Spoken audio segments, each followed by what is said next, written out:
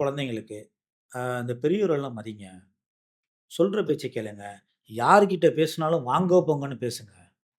இன்னைக்கு நம்ம சென்னையில யார் பேசினா அந்த வாங்க அப்படிங்கிற நீங்க அந்த வார்த்தைய நீங்க யார்ட்டயும் எதிர்பார்க்க முடியாது. இது உண்ம. இப்போ உதாரணத்துக்கு, நான் சினிமாவே வரேனே, யாரும் தப்பாலாம் நெனைக்காதீங்க. நான் சினிமாவுக்கே வரேன். ரஜினிகாந்த் ரஜினிகாந்த நெறைய பேரு சொல்லுவாங்க. ரஜினிகாந்த் தமிழரே இல்லாதவங்க. ஓகே.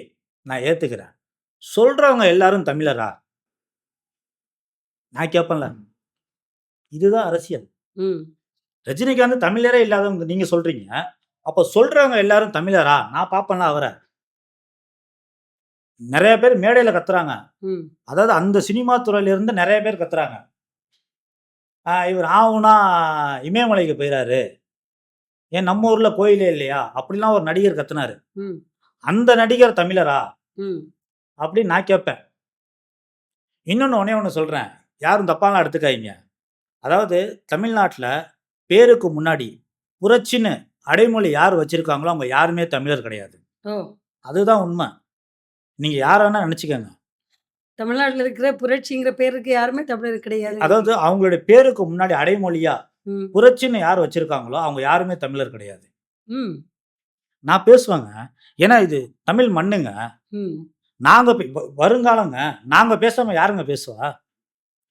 ஆனா சமீபத்துல நாம் தமிழர் கட்சி தலைவர் சீமான் அவர்கள் ஒரு பேட்டி ஒண்ணு குடுத்திருந்தாரு. என்ன குடுத்திருந்தாரு அப்படின்னா, இஸ்லாமியர்களும், கிறிஸ்தவர்களும் தாய் மதத்துக்கு திரும்புங்க. அப்படிலாம் அவர் சொல்லியிருந்தாரு. அப்ப யாருமே கேள்வி கேட்கல. தாய் மதம் எந்த மதங்க? அப்படின்னு அவர்கிட்ட யாருமே கேள்வி கேட்கல. அவர் கேட்டிருந்தாருன்னா, அவங்க சீமான் அவர்கள் இதற்கு பதில் சொல்லி இருப்பாரா? கேள்விக்குறி. ஏன்னா இதுக்கு எல்லாத்துக்குமே பதில் தெரியும். சீமான் சொல்லல. வருத்தம் இருக்கும். நான் அதே மாதிரிதான் வருத்தம் இருக்கும். கேட்கணும். யாருமே கேட்கறது இல்ல. ஏன் மறைக்கிறாங்க? அதான் கேள்வி. இப்போ தமிழ்நாட்டுல இருக்காங்க. அது சரியில்லப்பா, இது சரியில்லப்பா, இது சரியில்லப்பா, இவ்வளவு பிரச்சனைப்பா, இளைஞர்களுக்கு வேலை இல்லப்பா. ஏன் வேலை இல்ல? ஏன் வேலை இல்லைன்னா எதனால? சமீப காலமாக ஒரு கடந்த 10 வருஷத்துல பார்த்தீங்கன்னா, தமிழ்நாட்டை பொறுத்த வரைக்கும் ஒகேனக்கல் கூட்டு குடிநீர் திட்டம், ராமநாதபுரம் கூட்டு குடிநீர் திட்ட பிரச்சனை, மேகதாது அணை பிரச்சனை, காவேரி மேலாண்மை வாரியம், மீத்தேன் வாயு, ஜல்லிக்கட்டு, அப்புறமேட்டு சேது சமுத்திர திட்டம், முல்லை பெரியாறு அணை திட்டம், இவ்வளவு பிரச்சனை சமீப காலமா இந்த 10 வருஷத்துல இதுதான் ஓடிட்டு இருக்கு. கடந்த 10 வருஷமா 15 வருஷமா இதுதான். நான் சின்ன பிள்ளையால இருந்து பார்க்குறேன். இதுதான் பார்த்துட்டு இருக்கேன் நான். வேற எதுவுமே இல்லை. நான் ஆட்சியாளர்களையோ அரசையோ நம்ம குறை சொல்லவே முடியாது. குறை சொல்லல. குறை சொல்லவே முடியாது இந்த இடத்துல. நீ கேட்கலாம், அப்ப யார் மேலங்க தப்பு? இளைஞர்கள் மேலதான் தப்பு. இவங்க யோசிக்கணும். யோசிக்கிறது இல்ல. புதுசா ஒரு நடிகர் கட்சி ஆரம்பிச்சா பின்னாடி ஓடலாமா? அந்த நடிகரோட அந்த ரசிகர்கள்லாம் சொல்றாங்க, எங்களுடைய தலைவருக்கு எவ்வளோ பவர்ஃபுல்லான எவ்வளோ நாங்களாம் இருக்கோம், எவ்வளோ ஆதரவாளர்கள்லாம் இருக்காங்க. அந்த நடிகரை தவிர தமிழ் சினிமாலேருந்து எந்த நடிகர் போனாலும் கூட்டம் கூடும். சாதாரண ஒரு டிவி சீரியல் நடிகர் அவங்க போனா கூட கூட்டம் கூடுங்க. ஏன் இப்படி தமிழ்நாட்டுல மட்டும் அந்த திரையில தோன்றதுக்கு பின்னாடி இவ்வளோ ஒரு மாபெரும் எழுச்சி அவங்கள துவக்கி ஏன் அந்த மாதிரி ஒரு மைண்ட் செட் எப்படி வந்தது இளைஞர்கள்? அதாவது இவங்க என்ன பண்ணிடுறாங்கன்னா, தமிழ்நாட்டுல இருக்கிற மக்களும் சரி, இளைஞர்கள் இவங்கெல்லாம் என்ன யோசிக்கிறாங்கன்னா, ஒரு பிரமிப்பா பார்க்குறாங்க. ஒரு அதிசயம். நம்மள மாதிரி ஒரு சாதாரண மனுஷனா திரையில அந்த நடிகர்கள் தன்னை பத்தி அப்படியே ஒரு பிம்பத்தை கட்டமைக்கிறதுனால, அது எப்படி இவ்வளவு மோசமா போறதுக்கு என்ன காரணம்? மத்த மாநிலங்கள் எல்லாம் இப்படி இல்லையே. இல்ல மத்த மாநிலங்கள் அவங்க கண்டுக்கவே மாட்டாங்க. அதுதான். நீங்க கேரளாலாம் நீங்க பார்த்தீங்க பக்கத்துலனா கூட திரும்பி கூட பார்க்க மாட்டாங்க. கேரளாலாம் மோகன்லாலோ, மம்முட்டியோ பொது இடத்துல வந்தாங்கன்னா, அங்க இருக்கிற மக்கள் கண்டுக்க மாட்டாங்க. ஒரு ஸ்மைல் பண்ணுவாங்க, அவ்வளவுதான், சிரிப்பாங்க, போயிருவாங்க. ஆனா இங்க அப்படி இல்ல. ஏதோ புதுசா பார்க்குற மாரி பார்க்குறாங்க. ஏன் இப்படி பார்க்குறாங்கன்னா, தன்னைத்தானே அந்த நடிகரை கம்பேரிசன் பண்ணும்போது, இவங்க தாழ்வு மனப்பான்மைய உணர்றாங்க. ஏன் உணர்றாங்க? அவருடைய பொழப்பு என்ன? நடிக்கிறாரு, மக்கள மகிழ்விக்கிறாரு, சம்பாதிக்கிறாரு, வீடு கட்டுறாரு, போறாரு. அது அவருடைய பொழப்பு. அந்த நடிகரோட தலையெழுத்து. என்னுடைய தலையெழுத்து? நான் வேலைக்கு போறேன், குடும்பத்த பார்க்குறேன், வீட்டுக்கு வரேன். இது என்னுடைய தலையெழுத்து. நான் சரி, கம்பேரிசன் பண்ணக்கூடாது. கண்டிப்பா. இப்ப நம்ம அரசியல்வாதிகளையும், சினிமால நடிக்கிற நடிகர்களையும் ரொம்பவே நீங்க சாடியாச்சு ஒரு பொதுநலவாதியா. இப்ப ஆன்மீகத்துக்குள்ள போலாம். இன்னைக்கு தமிழ்நாட்டுல இருக்கிற இளைஞர்கள் கிட்ட, பிள்ளைங்க கிட்ட வந்து ஆன்மீகம் எந்த அளவு இருக்கு? பேரண்ட்ஸ் வந்து சரியா ஆன்மீக பாதையில எடுத்துட்டு போறாங்களா? அந்த தெய்வ நம்பிக்கை, இறை நம்பிக்கை நம்மகிட்ட இருக்கும்பொழுது தான், நம்மகிட்ட ஒழுக்கம் அப்படிங்கிறது வந்து ஒரு குழந்தைக்கு வருது. ஆனா, அந்த குழந்தை உண்மையிலேயே அதுல உண்மையாலே தன்னுடைய இது ஈடுபடுறாங்களா? பெற்றோர்கள் அந்த மாரி எடுத்துட்டு போறாங்களா? அப்படிங்கிற விஷயத்துக்கு நம்ம போலாம். அது ஆன்மீகம் இந்த ஆன்மீகத்தில பார்த்தீங்க அப்டின்னா, இறைவனோட இடத்த வந்து அடையிறது. ம், இது வந்து ஆன்மீகம். அந்த இறைவன உணர்றது. ம், அவ்வளோ சாமர்த்தியமா, அவ்வளோ சீக்கிரமா அந்த இடத்த அடைய முடியாது. ம், அது எந்த மதமா இருந்தாலும் சரி. இந்து மதம் சரி, இஸ்லாம் மதம் சரி, கிறிஸ்தவ மதமா இருந்தாலும் சரி. இந்த அனைத்து மதங்களும் மனித நேயத்த தான் போதிக்குது. ரைட். இந்த மனிதன வந்து தாழ்வு மனப்பான்மை, ஏற்றத்தாழ்வு எதுவுமே போதிக்கிறது இல்ல. உதாரணத்துக்கு, ஒரு நம்ம ரோட்ல நடந்து போயிட்டுருக்கும்போது, எதிர்ல ஒரு வயசானவங்க வராங்க அப்டின்னா, நம்ம வேகமா நடக்கக்கூடாது. ம். ஏன்னா, அவங்க ஃபீல் பண்ணுவாங்க. நம்மளால வேகமா நடக்க வேகமா முடியலையே. அவன் இறைவன்ட்ட முறையிடுவாங்க. நமக்கு தெரியாது. அவன் ம். இறைவன்ட்ட முறையிடுவாங்க. "இறைவா! என்னை இந்த மாரி வந்து என்ன வயசாக்கிட்டியே! என்னால வேகமா நடக்க முடியலையே!" அவங்க இறைவன்ட்ட முறையிடுவாங்க. அப்ப இறைவன் என்ன பண்ணுவான், உனக்கு ஆரோக்கியத்தையும், இளமையும் குடுத்தான்னா, அது உன்னோட வச்சுக்கணும். ஒரு வயசானவங்க எதிர்ல வராங்கன்னா, நம்ம வேகமா நடக்கக்கூடாது. இன்னொன்னு, நெறைய பேர் இன்னைய காலகட்டத்துல முடி கொட்டுது, அந்த பிரச்சனைலாம் இருக்குன்னு சொல்றாங்க. வழுக்கையா இருக்கவங்க முன்னாடி நம்ம ஃபர்ஸ்ட்டு தலையே சீவக்கூடாது. அவங்க வருத்தப்படுவாங்க. இதெல்லாம் ரொம்ப ஒரு ஒரு பெரிய ஒரு முதிர்ந்த ஒரு பண்பு, மனநிலை. நம்ம வந்து நம்ம ஸ்டூடண்ட்ஸ்க்கும், இளைஞர்களுக்கும் அத விட கொஞ்சமாவே குடுப்போம். பேசிக்கா எந்திரிச்ச உடனே பெற்றோர்கள மதிக்கிறது. பெற்றோர்கள வந்து சொல்றத கேட்கிறது. சுய கட்டுப்பாடு, சுய ஒழுக்கம், கடவுள நம்பி தியானிச்சு, தன்னுடைய செயல்கள வந்து ஒரு நெறியோட, கட்டுப்பாட்டோட நடக்கிறது. அது இந்த குழந்தைங்களுக்கு நம்ம குடுக்குறோமா? இல்ல அதாவது குழந்தைங்களுக்கு குடுக்குறோமா? நம்ம கேள்வி கேட்கிறோம். குழந்தைங்க வந்து தாய் தகப்பன இன்னைக்கு காலகட்டத்தில மதிக்கிறாங்களா? அப்படிங்கிறது கேள்விக்குறி தான். 100%ல வந்து 80% ம். இந்த குழந்தைகளும் சரி, மாணவர்களும் சரி, தாய் தகப்பன மதிக்கிறதே இல்ல. இது வந்து உண்ம. ஏதாச்சும் அவங்க சொன்னாங்கன்னா, நான் சூசைட் பண்ணிக்குவேன். அப்படின்னு சொல்லிட்டு இவங்க பிளாக்மெயில் பண்றாங்க. ஆமா. அந்த தாய் தந்தைய. நான் ஏதாவது போய் கேட்டா, அவன் ஏதாவது பண்ணிக்குவானா? அதனால நம்ம எதுவும் கேட்கக்கூடாது அவன. இந்த மாரி பயத்திலே அப்படியே இருந்துர்றாங்க. சரி, அப்படிதான் இருக்கீங்க. அந்த குழந்தை மேல அந்த ஆரோக்கியம்லாம் கரெக்ட்டா இருக்கா? அது இவங்க யோசிக்கிறாங்களா? யோசிக்கிறதே இல்ல. அதாவது ஒரு குழந்தையோட ஆரோக்கியம் தான் ஒரு தாய் தந்தையோட பலமே. தாய் தந்தையோட தைரியம் தான் ஒரு குழந்தையோட பலமே. ஆனா இதெல்லாம் யோசிக்கிறதே இல்ல. இவங்க யோசிக்கிறாங்களா? அதுவும் கிடையாது. நம்ம ஒரு விஷயத்த யோசிக்கிறோம். அந்த யோசனை கரெக்ட்டா இருக்கா? அந்த யோசனையிலும் ஒரு சிந்தனை. பண்றதில்ல. இப்ப இவங்க சொல்றாங்க. ஒரு அதாவது இன்னைக்கு வந்து குழந்தைய வந்து யாருமே மதிக்கிறதில்ல அப்டிலாம் சொல்றாங்க. ஒரு காலகட்டத்தில, அதாவது அந்த எம்ஜிஆர் அவர்கள் நடித்த அந்த காலகட்டத்தில, ரஜினிகாந்த் அவர்கள் நடித்த அந்த காலகட்டத்திலலாம், அந்த படத்த பார்த்து நெறைய பேர் திருந்துவாங்க. ஆமா. அதனால தான் சினிமாவையும், தமிழ்நாட்டு மக்களையும் பிரிக்கவே முடியாது. நெறைய நடக்கும். அதுல என்ன சொல்லுவாங்கன்னா, எம்ஜிஆர் அவர்கள் எல்லா படத்திலும் நடிக்கும்போது, தாய்க்கு முக்கியத்துவம் குடுப்பாரு. அவருடைய திரைப்படத்தில தந்தைங்கிற அந்த பேரே வராது. ம். நீங்க நல்லா பார்த்தீங்கன்னா தெரியும். ம்.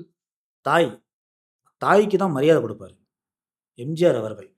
தாய்க்கு அந்த மரியாதை குடுக்கும்போது, அவருடைய ரசிகர்கள், என் தலைவன் இந்த மாரி பண்றாரு, என் வாத்தியார் இந்த மாரி பண்றாரு. அதே மாரி வந்தாங்க. ம்.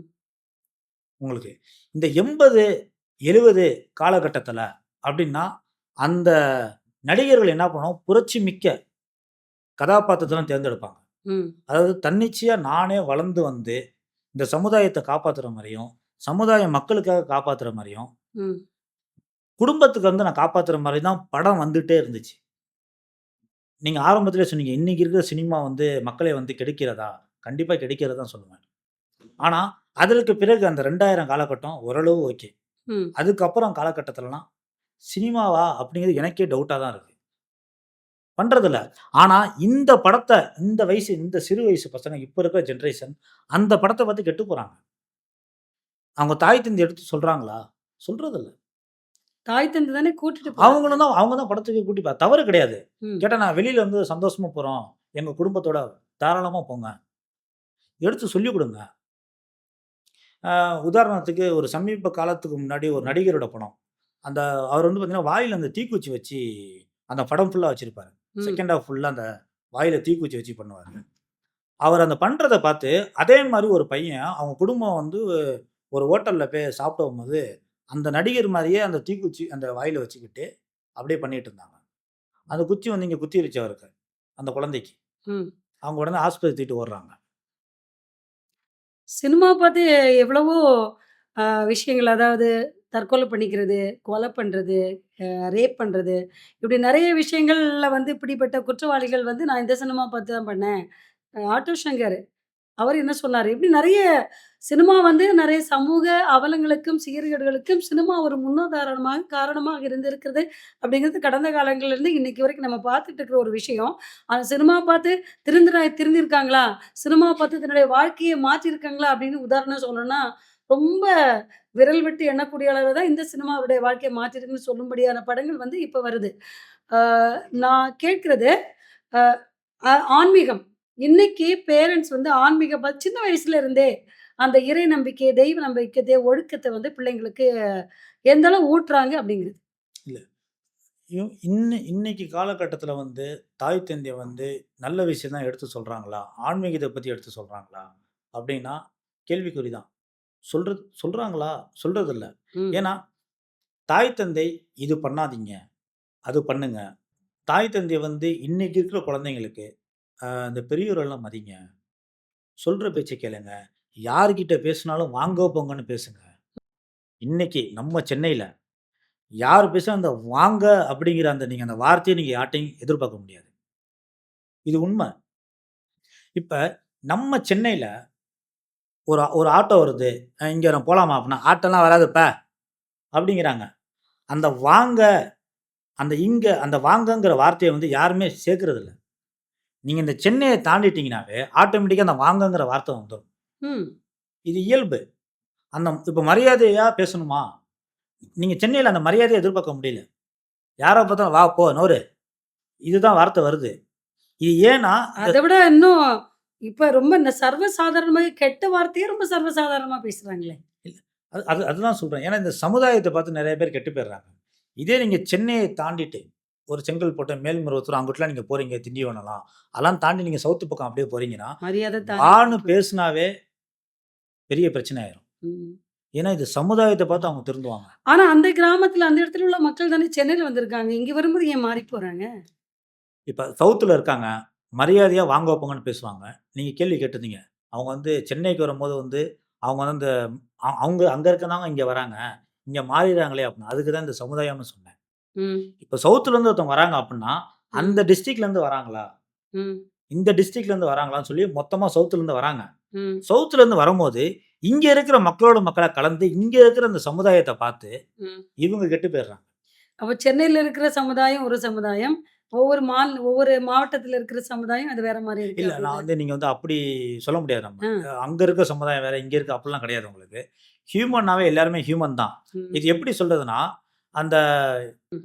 அங்க எல்லாத்தையும் விட்டுட்டு, அவங்க சென்னைய நோக்கி வரும்போது, ஒரு தனி மனிதனா, இவங்களோட தேவைகளுக்கு, குடும்பத்துக்காக தேவைக்காக இவங்க தனியா இங்க வந்து இருந்துர்றாங்க. ஒரு சில பேர் எல்லாத்தையும் விட்டுட்டு வர வேண்டியதா சூழ்நிலை ஏற்படுது. அந்த சூழ்நிலை ஏற்படும்போது, இயந்திரம் மாரி இவங்க ஓடிக்கிட்டு இருக்காங்க. இயந்திரம் மாரி ஏன் ஓடுறேன்? எதுக்கு நான் ஓடுறேன்னே அவங்களுக்கு தெரியறதில்ல. எத பத்தியுமே அவங்க யோசிக்கிறதில்ல. அதனால அவங்க என்ன பண்றாங்கன்னா, அந்த பழக்கவழக்கம், அந்த அந்த கலாச்சாரம் எல்லாத்தையும் மறக்குறாங்க. அதுதான் உண்ம. ம். எல்லாத்தையும் தன்னை தானே மறந்துடுறாங்க. ஏன்னு கேட்டா, இல்ல வேலை இருக்கு. இந்த வேலைய நம்பி தான் என் குடும்பமே இருக்கு. அந்த மாரி இவங்களே அதுக்குள்ள தள்ளப்படுறாங்க. ம். வேற எத பத்தியுமே அவங்க சிந்திக்கிறது இல்ல. இப்ப கடைசியா உங்ககிட்ட வரேன். அதாவது நான் ஏற்கனவே கேட்டது தான். இப்ப இருக்கிற குழந்தைங்க கிட்ட தெய்வ பக்தி, பெரியவங்கள மதிக்கிறது, ஆ சுய ஒழுக்கம் இதெல்லாம் வந்து நம்ம வந்து அதிகரிக்கிறதுக்கு பெற்றோர்கள் செய்ய வேண்டியது என்ன? அதாவது தாய், தந்தை அவங்களோட குழந்தைக்கு வந்து அவங்க வந்து நல்ல புத்திமதி, அறிவு இதெல்லாம் எடுத்து சொல்லணும். அது பெரியவங்கள யார பார்த்தாலும் மதிங்க. ஃபர்ஸ்ட்டு தாய், தகப்பனுக்கு மதிப்பு குடுங்க. அப்பலாம் எடுத்து சொல்லணும். ஏன் இன்னைக்கு இந்த இயந்திரம் மாரி இன்னைக்கு காலகட்டத்தில அவங்க எடுத்து சொல்றாங்களா? அப்படின்னு கேட்டா அது கேள்விக்குறியா தான் இருக்கு. ம். எடுத்து சொல்ல மாட்றாங்க. குழந்தைக்கு சொல்லணும். ஒரு காலகட்டத்தில எல்லாருமே எடுத்து சொல்லுவாங்க. சமுதாயம் கத்துக் குடுக்கும். ம். அந்த குழந்தைக்கு. இது பண்ணக்கூடாது, இது பண்ணணும். ஆனா இன்னைக்கு காலகட்டத்தில சமுதாயம் சொல்லிக் குடுக்குதா? கண்டிப்பா கிடையாது. சமுதாயம் வேற மாதிரி போது. வேற பாதையில போது. இன்னைக்கு இருக்கிற தாய், தந்தை அவங்களுடைய குழந்தைங்களுக்கு காலங்காத்தால தூங்கி எந்திரிச்ச உடனே, பெரியவர வந்து மதிங்க. நம்ம வீட்டுக்கு வந்து விருந்தாளி வராங்களா, அத எப்படி உபசரிக்கணும்? எப்படி மதிக்கணும்? அதெல்லாம் எடுத்து சொல்லிக் குடுக்கணும். அவங்க கண்டிப்பா சொல்லிக் குடுக்குறாங்களா? சொல்லியே குடுக்குறதில்ல. ஏன்னா அடுத்த தலைமுறை, அவங்களுக்கு அந்த ஒரு ஈர்ப்பு இருக்கணும். அடுத்த தலைமுறை, என்னுடைய தலைமுறை, இது நல்ல வழியில போணும். அது தாய், தந்தை கையில தான் இருக்கு. வேற யாருமே சொல்லிக் குடுப்பாங்களா? அப்புட்ன்னா டவுட்டு தான். ம். ஏன்னா அவங்களுக்கு அவங்க குடும்பம் இருக்கு. தன் பிள்ளையை தாம் தான் வந்து சொல்லிக் குடுக்கணும். எல்லா விஷயத்தையும் சொல்லிக் குடுக்கணும். இன்னைக்கு காலகட்டத்தில ஒரு உறவினர்களோ, ஒரு விருந்தாளியோ யாராவது வீட்டுக்குள்ள வராங்க அப்டின்னா, இந்த குழந்தைங்க வந்து என்ன பண்ணிரும், அவங்களோட அறையில போய் கதவ பூட்டி போய் உட்கார்ந்துர்றாங்க. வெளியில வரவே மாட்றாங்க. ம். இவங்க எல்லாம் யோசிக்கிறாங்க, குழந்தலாம் எங்கங்க அப்டின்னா, இல்ல விளையாட போயிருக்கு அப்டின்னு சொல்ட்டு அவங்க பேச்சு மாத்துறாங்க. ம். ஆனா அந்த குழந்தை வந்து அறை உள்ள போய் தாப்பா போட்டு உள்ளயே உட்காந்துக்கிறாங்க. உள்ள உட்காந்து மொபைல் ஃபோன யூஸ் பண்றது, இல்ல கேம்ஸ் விளையாடுறது, இப்டி போய்க்கிட்டு இருக்காங்க. அவங்க கேட்குறாங்க. ஏன்னா இந்த மாரி போது. அதெல்லாம் எடுத்து சொல்லணும். அதெல்லாம் போக்கூடாது. அதாவது இன்னைக்கு இருக்கிற காலகட்டத்தில வந்து ஒரு குழந்தைக்கு வந்து எந்திரிச்ச உடனே அவங்கள வந்து தெய்வ பக்தி அதாவது கடவுள வணங்கணும். அவங்கவங்க மதத்த சார்ந்த சில விஷயங்கள மந்திரமோ, ஏதோ நாமாவளி ஏதோ ஒண்ணு சொல்லணும். பெரியவங்கள மதிக்கணும். வீட்ல வந்த விருந்தினர்கள உபசரிக்கணும். ஒரு வாய் தண்ணி வந்து குடுக்கணும். "எப்ப வந்தீங்க? நல்லா இருக்கீங்களான்னு?" ஒரு வார்த்தை கேட்கணும். ஆனா இன்னைக்கு வந்து பிள்ளைங்கலாம் ரூம்ல போய் உட்காந்துக்கிட்டு, "அம்மா கிளம்பிட்டாங்களா? எப்ப போவாங்கன்னு சொல்லு. எவ்வளோ நேரம் வெயிட் பண்றது? நான் வெளியில வர வேணாமா?" இந்த மாரி தான் இருக்கிறாங்க. இதெல்லாம் பெற்றோர்கள் தான் கொஞ்சம் கொஞ்சமா சொல்லிக் குடுத்து அந்த கண்டிப்பா. குழந்தைங்கள மாற்றணும். ஸோ அடிப்படையா இந்த பிள்ளைங்களுக்கு வந்து நம்ம குடுக்க வேண்டிய விஷயத்த வந்து கொடுத்தாலே, குழந்தைகள், மாணவர்கள், சமுதாயம் எல்லாம் ஒண்ணொண்ணா மாற்றம் இருக்கும் அப்படிங்கிறது நம்முடைய நம்பிக்கை. என்ன இளைஞர்களே, நம்முடைய சுபான் அவர்கள் வந்து நெறைய விஷயங்கள உங்களுக்காக சொல்லியிருக்காங்க. அரசியல்ல, ஆன்மீகத்தில, சினிமால நீங்க எப்படி இருக்கணும்? எப்படி அறிவுபூர்வமா யோசிக்கணும்?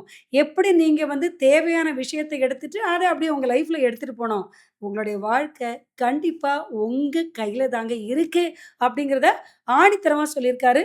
உங்களோட அரங்கத்தில வந்து உங்களுடைய கருத்துக்கள பகிர்ந்து கொண்டதற்கு மிக்க நன்றி. மிக்க நன்றி. தமிழக மக்களுக்கும், இளைஞர்களுக்கும் என் நன்றியை தெரிவித்துக் கொள்கிறேன்.